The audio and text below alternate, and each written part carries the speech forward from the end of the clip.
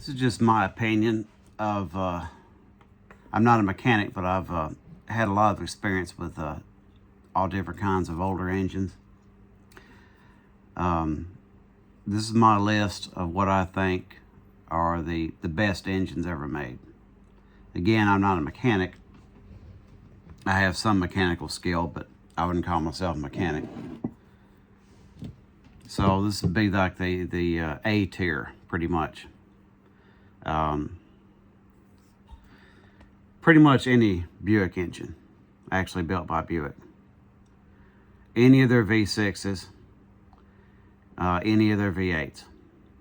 I've not heard anything bad about them. As a matter of fact, I think the Ford Essex was supposed to be copied off of the Buick 3.8 and didn't work out too well. From anything I've heard, it's been kind of a junk engine. And AMC, of course, bought a Buick V6 from Buick in the 60s, I think the late 60s. And if you look at their engines, they're the only other engine that has that weird distributor placement, being in the front and off to the off center. Kind of wonder if that might be connected if they try to copy them also. I would say really any Ford Windsor engine, but especially the 302 and 351. The smaller ones kind of get a little bit of a bad rap. I mean, you could probably put the 289 in this. It has a pretty good reputation. But people, I've not heard anything about, I think there's a 221, and of course there's a 260 before there's a 289, and they made that 255 in the late 70s. I mean, if it's reliable, that's one thing. It just doesn't have a whole lot of potential. Of course, the Ford big block inline six, 240 and 300, that's got to be in there. Not much to say right there. It is what it is. I don't think anybody argue that has a brain. I would say the Ford Vulcan 3-liter V6. Only issue is, and why this almost ends up in the B tier, is just potential. It kind of is what it is, and that's it. It's kind of sad, but that's the only issue with it. It's a little underpowered. But it's a great engine. They usually outlast everything else around them. I mean, I know when the Tauruses, they definitely outlast the transmission. I think they had some trouble like the first year it came out, and then they got that fixed, and it was great after that. Ford Cologne V6, the 2.9 and the 4.0. I think the 2.8 had some issues, from what I understand. But these two, I remember I used to have a postal worker, delivery person, and they had this Bronco 2. Yeah, it was Bronco 2, but it had the 2.9 in it, and he had at the time 345,000 miles on it, and it only replaced one of the heads. That is what it is. You can't really argue that. Of course, the slant six, all the Chrysler slant sixes. I have heard a little bit of air about the 198 sort of being the throwaway engine of the three, but in that lot, I mean, process of elimination, somebody's got to not make it. But I haven't really heard anything bad about it. They get the Chrysler LA 318, 360. Kind of inarguable, but especially the 318 roller. I am not as sold on the Magnum versions, personally. I've heard a lot of good things, but from what I've seen, I would prefer the non-Magnums. Of course, the AMC inline six. You don't get to hear near as much about the 4.2 liter. You usually hear about the 4.0. I'm kind of, from what I've seen, more sold on the 4.2. But, I don't have a lot of experience that direction, so I can't really argue it. A lot of people love the 4.0 that's in a Jeep. The Chevrolet inline six. I'm not a huge Chevy fan. I've had a lot of experience with Chevys. I think their V8s are okay. especially if, in comparison with like a new vehicle. I'd take an old Chevy over a new Ford or Dodge or anything else. But to me, the Chevys, the V8s are just not tough enough in my experience. But their inline sixes, for some reason, very tough. Good engines. I've seen them take all kinds of stuff. Keep running. And unfortunately, a lot of Chevy people, the Chevy-minded people, they want a V8, 350 and everything, or a 5.3. So a lot of these just get thrown away, and that's tragic. Of course, the Ford 4.6 liter, the first one. I don't know about what they changed it into, and that Triton, this and that. It kind of got a little rough after that. But the early model, when they changed they dropped the 5.0 and the Thunderbirds and Cougars, that model and those Crown Victorias and the Panthers, good engine, proved itself. And I think just about any Oldsmobile engine, big and small block, I would say, a lot of people would have some comments about the 260 having no potential, but it's reliable. So you might could roll that out. You could say the same thing about the 307. It's got a little bit more than the 260. And then, of course, the 403 has got some weaknesses about it, but I had one of those, learned to drive on it. That's supposed to be one of their most fragile engines, and it was tough. Of course, their diesels are garbage, but that goes without saying. I think they built the Quad 4 too, but I'm not sure on that. But anyway, definitely the Oldsmobile 350 and like the 455, those are good, tough engines. And kind of the B tier over here, Ford Lima inline 4.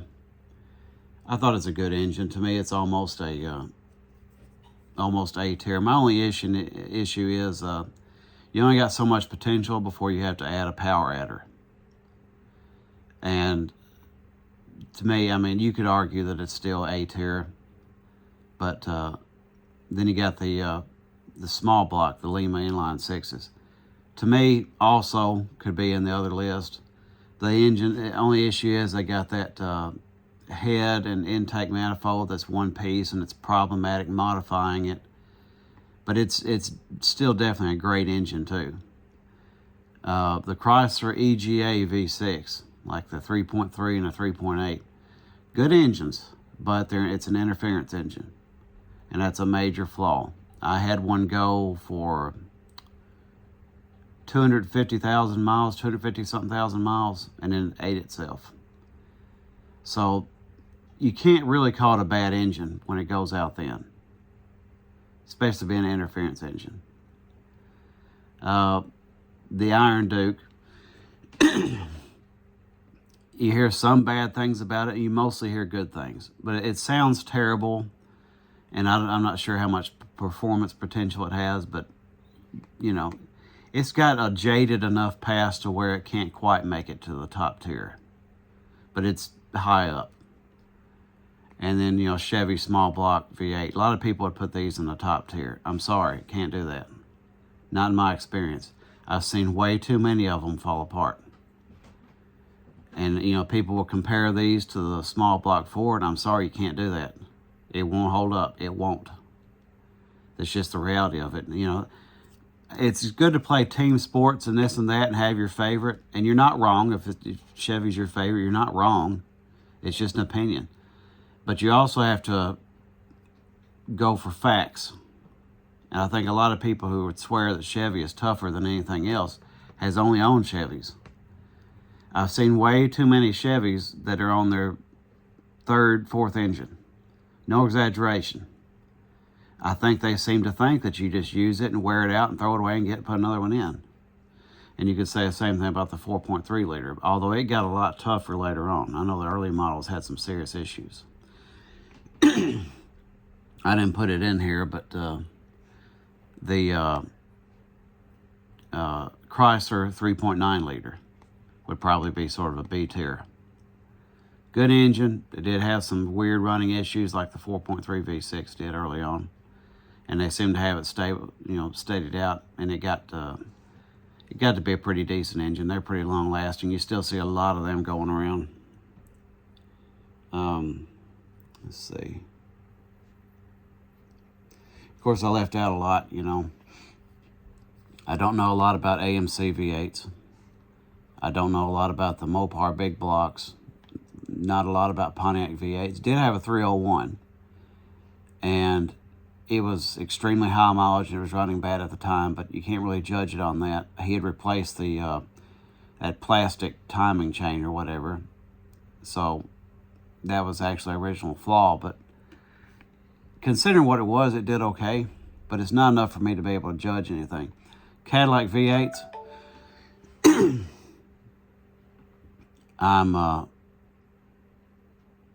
I can't really, the aluminum ones, I'm sorry, I consider them to be garbage.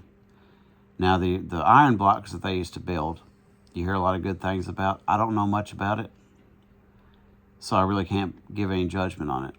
And of course the Chevy big blocks, I just don't know enough. Can't say.